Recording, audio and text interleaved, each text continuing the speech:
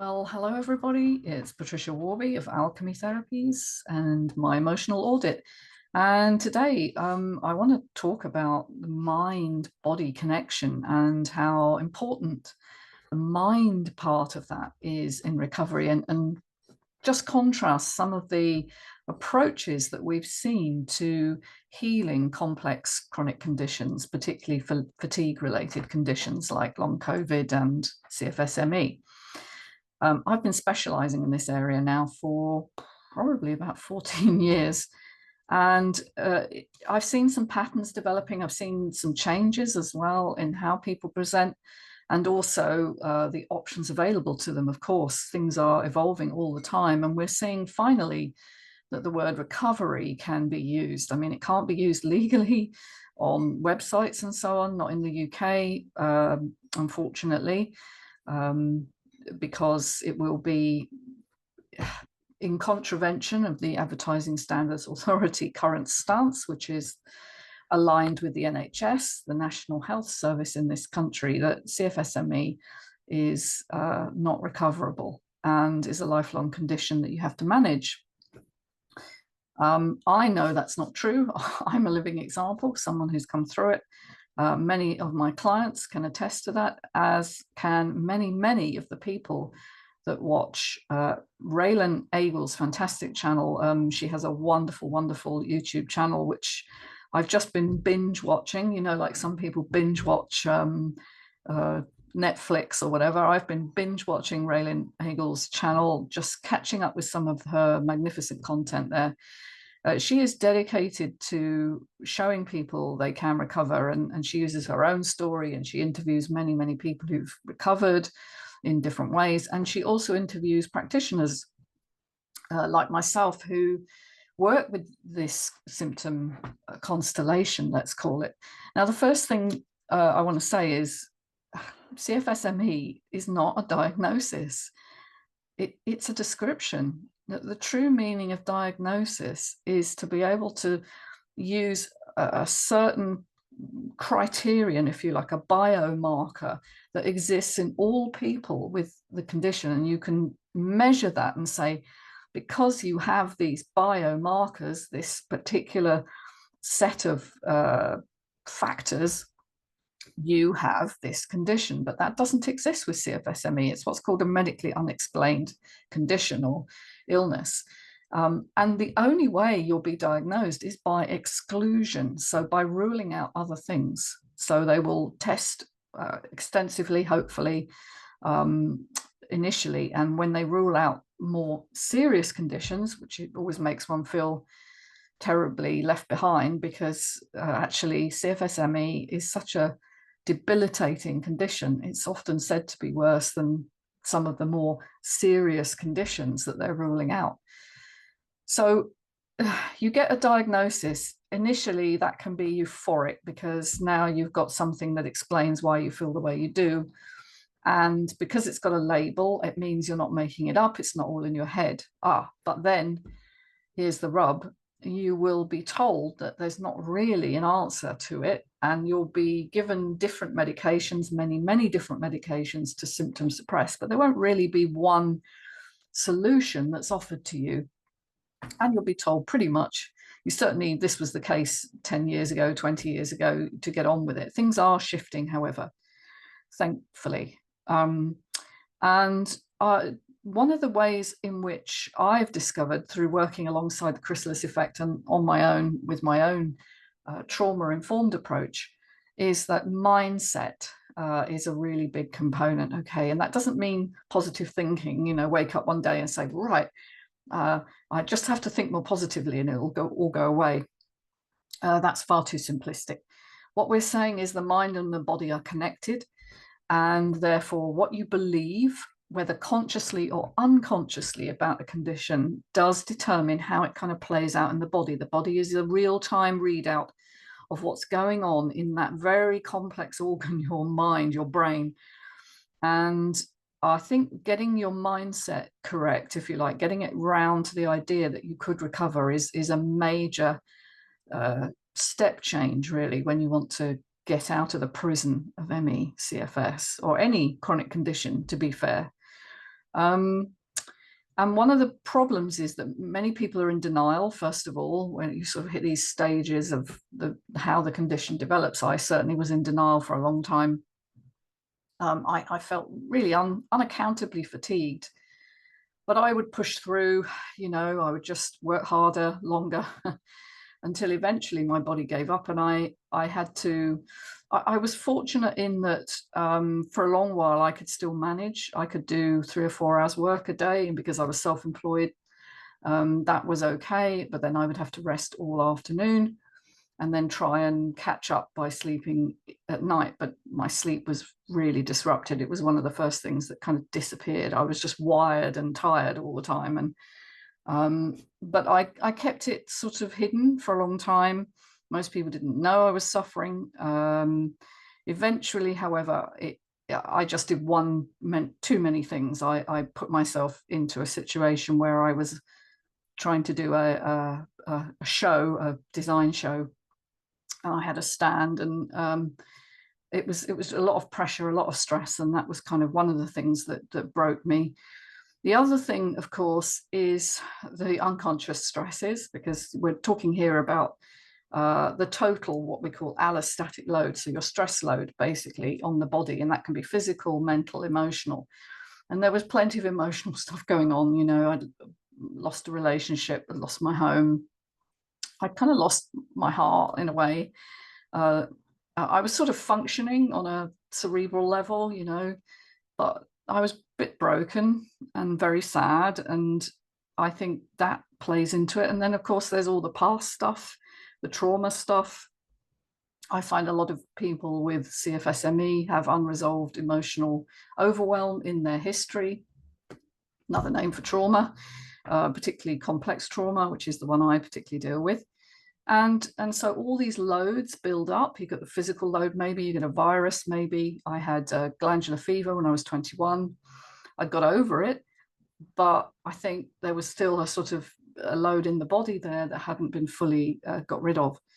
And so all together, these build a picture, and the picture is kind of I guess, the terrain. All right, the terrain in the body, which is either healthy or it's under stress. And mine was definitely under stress. And then the final, whatever it is, the straw that broke the camel's back for me was the day I pushed myself to go and do this show. So whatever it is for you, you need to understand that these things are not random. They don't, the final straw, whatever the trigger is not why you got chronic fatigue. You had all the stress load beforehand. You had the predisposition, maybe genetically, epigenetically. That doesn't mean genetics cause the disease, by the way. That means you might have certain things in your genetics, which for me, there is a gene that doesn't decrease cortisol very well, doesn't metabolize cortisol very well. So it tends to hang around for longer in my system. I think that's COMT, but if I've got that wrong, that's the gene. Anyway, it doesn't matter. But there's a constellation of things that build this picture. Now, so there's no one answer. So if you've got like a different setup in each person, in a way, there are common themes, but the detail is different. Then the map to a solution is much more tricky, isn't it? Because it's not like, say, you've got meningitis where there's a very clear treatment path because it's caused by one bacterium that overgrows in the system. And very importantly, I think you have to listen to your body. You have to learn to listen to your body in ways that maybe you haven't been doing. I certainly wasn't listening to mine. And avoid that kind of crash and burn cycle where you overdo things and then you crash for the next few days, and then because you're in denial, you're not accepting the fact that you've got something that isn't going to go away on its own, that needs a whole new mindset approach that starts with, I have a problem. It doesn't mean to say the problem is permanent, and it doesn't mean accepting how you feel is always going to be the way you're feeling now. It means accepting that you can't carry on the way you are, that something has to shift. And I think that's the mindset trigger, if you like, that sets people on the final healing path. Well, not everyone, of course. Some people believe it's a physical condition only, because they're in a previous paradigm where, you know, if anything had a mental emotional component, it was considered to be psychosomatic, which is a perfect description of what it actually is. But psychosomatic came to mean it's all in your head, it's made up, it's not real. And so people who've come through that description are vehemently against any involvement of mental, emotional, or psychological factors, because the symptoms are very real, and they don't want to have people deny that and say, you know, you're making it up and it's not, you know, you're imagining it, which isn't what psychosomatic means. Okay, in its real form, it means mind body. Okay, and most diseases are mind body, but very much so in these chronic complex conditions. And so what are the maps? What are the answers? And this is where it gets complicated, because the conventional medical approach has no real answer, not apart from symptom suppression and multiple drug regimens and lots of testing until you exhaust all the testing. Then there are various approaches, from the physical to the mental emotional. And the physical, usually most people start with nutrition, and they'll be given many different supplements, sometimes intravenously, sometimes orally, sometimes also on the skin, topical. And what I find with a lot of my clients is they've been through that approach initially. It's the one that most people turn to. It's the first thing they think of. Can I do it with nutrition? Now, and what can happen in a very depleted system is that you'll be taking a lot of these supplements in, but you're not assimilating, you're not digesting them properly. They're just actually causing havoc in your body because they're too much for a depleted system to manage. And so they can actually make you worse rather than better. Now, that's not to decry the whole field of nutritional medicine, which is a really important field, but it's all about using things appropriately at the right stage or the right time for your system to handle. And if you are in, let's call it, you know, the depths of the crash phase, we call that stage 3, you know, where you're really struggling even to manage, and your system is at such a low ebb that digestion itself is compromised, then shoveling in a load of supplementation is not going to actually really solve the issue, and can actually make you worse initially. So there's that kind of approach, which I do believe is important, but it has to go hand in hand with the psycho-emotional. And there's things, structural approaches like Perrin technique, which you know, use the idea that it's all about toxicity in the body, and that the drainage of your cerebrospinal fluid has been reversed, and it's backing up in the system. But we're very much like having blocked drains in your house, you know, that the whole thing can't detoxify, which I'm sure is absolutely correct. But whether treating that on its own is going to shift it, well, it does for some people. You know, there are amazing testimonials for that approach. And of course, as with all one size fits all approaches, you're going to have people who do really well on it and other people who don't. And it's a bit self-selecting, because the people who don't do really well won't go back, and usually won't say anything either, because they feel shame that they didn't do well on something that they've read helped lots and lots of people. So the problem with some of the physical approaches is that it's very intense, again, with the same issue. If you're told it's going to take you 2 or 3 years of weekly sessions, for instance, that's a huge outlay financially. And it's actually, in my view, only one arm of what needs to happen. By far, the more speedy approach, let's say, is to look at things that change your mental, emotional connection with yourself, and that operates through your autonomic nervous system. So rewiring the autonomic nervous system, and there are many different approaches there. There's the Rewire program, Dan Kneuffer's program. There's Chrysalis Effect, who sort of look at more the coaching angle. Gupta, lightning process, the Optimum Health Clinic. I've heard of one this week the Reorigin program. That's an American program. And there are probably many, many more that I don't know of, which kind of are using this brain rewiring, retraining idea. Now, what I like about the Rewire program is that it looks at the physical as well. So it's not just about changing your mindset. It is about looking at all the physical impacts of tight, sore muscles and posture and all of that biofeedback to the brain that says, I'm under stress because this is how I'm operating in the world. Some of the others, I don't know them all in detail. I haven't done them all. I know Chrysalis Effect, obviously, because I've studied that one, which I think is one of the most broad. But they all basically have the same idea that your threat detection system has gone awry and it's overestimating the amount of threat you're under. And because the autonomic nervous system feeds back to all of your organs, it affects every system in the body, from digestion, cognition, immunity, circulation, all of these things. And that's why the symptom pathology is so broad. And that's why it really challenges conventional medicine, which is not system-based. It's organ-based, it's tissue-based. It says if there's a problem in this particular part of your body, then the issue is in this particular part of your body.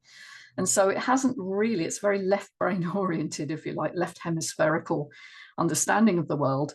And we need to broaden and move more to the right hemisphere understanding of the world, which is context driven. And it's what's happening in your life, what's happening in your emotional state, what's been going on for you, what stresses are you under, how have you been eating and sleeping and working, and who are you in relationship with, if anyone, and how's that going?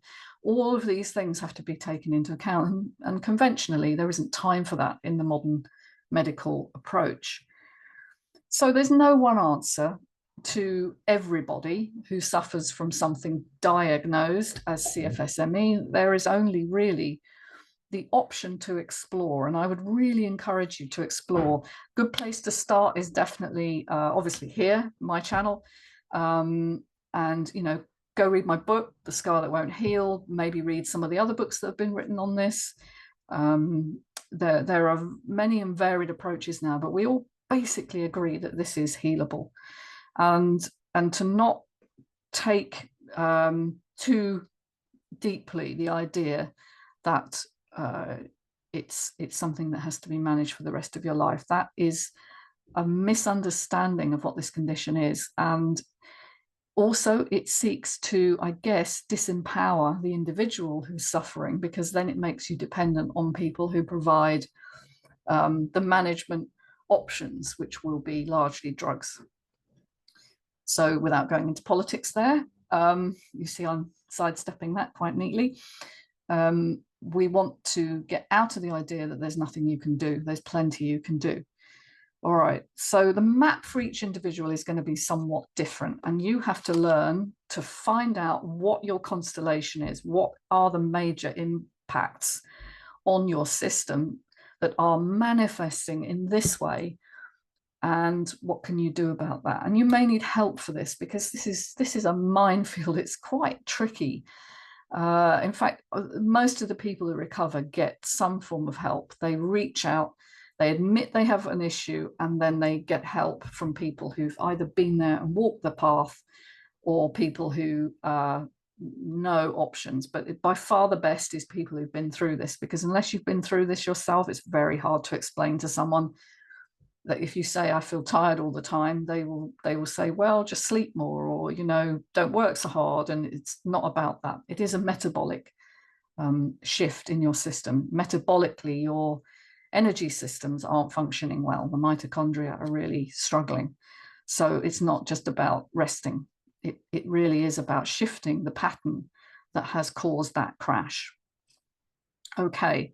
So we've talked about there's genetic predispositions, which get turned on or off depending on your life and what's going on for you. So that's epigenetics, above genetics, very important. Then there's the personality, adaptations, some of which are very energy depleting. Are you a people pleaser? Are you a person who overgives or is over responsible or takes things in really, really deeply and then ruminates on them. Tick. These are all really heavy psycho-emotional loads on the body. And that's just the current things going on in your life. What about the past things that happened to you that you haven't metabolized? The overwhelm, the humiliation, the abandonment feelings that you had. They don't disappear for many, many people. They live on as these patterns in you that manifest as addictions, compulsions, strange behaviors that you can't really explain, or things that kind of happen unconsciously when you're in difficult, stressful situations. You might undermine yourself. You might always leave jobs or relationships before they get good, because you kind of want to avoid being rejected, basically. So you will reject first. And there are all sorts of ways in which trauma manifests in your life. And I would recommend for that, actually, the Crappy Childhood Fairy.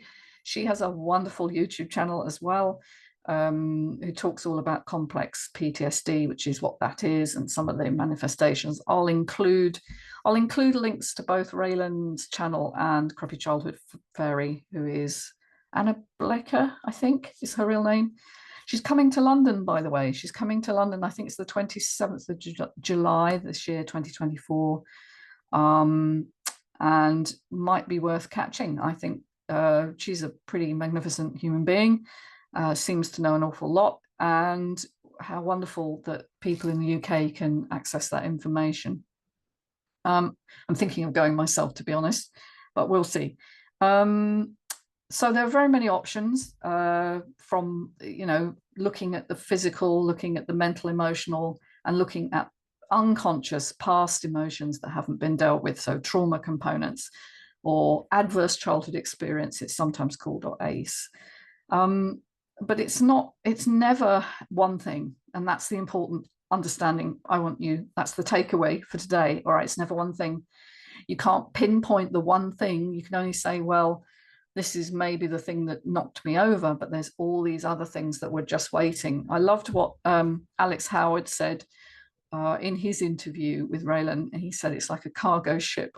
I'm in Southampton in the UK, so I know a lot about cargo ships. I can see them sometimes from my back window. They're very slow ships, they're absolutely fully loaded. If you imagine loads going on and you overload a ship, you know what happens, all right? The ship sinks, or it gets stuck, it gets grounded, because it simply can't float. And in some ways, I think that's a good analogy for our bodies. So understanding that recovery is about this multi-dimensional approach, and that you will never get out of it if you don't undertake a root and branch rejigging of your life. You're going to have to change something. That's really the message. And that creates a lot of uncertainty, which I'm going to sort of talk about more next time. Coping with uncertainty and kind of how our mind body can react to that, because initially that can be very, very scary, and that's why people get stuck. Well, if any of this sounded helpful or useful, and you'd be interested in maybe exploring some of these factors to recovery, then I'd be very happy to hear from you. You can find my details in the show notes below. Take care, everyone. See you next week. Bye for now.